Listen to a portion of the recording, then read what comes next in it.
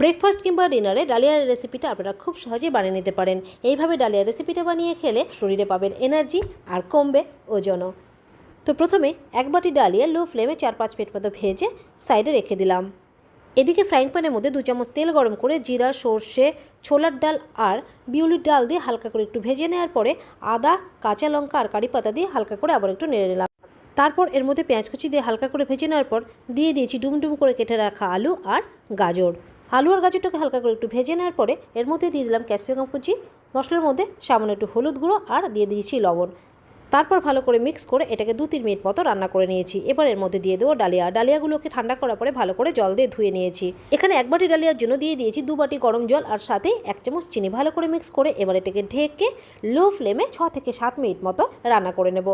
তারপর কিছু ভাজা চিনাবাদাম আর ধনেপাতা কুচি দিয়ে ভালো করে মিক্স করে নেব। তাহলে রেডি হয়ে যাবে স্বাস্থ্যকর ডালিয়ার উপমা।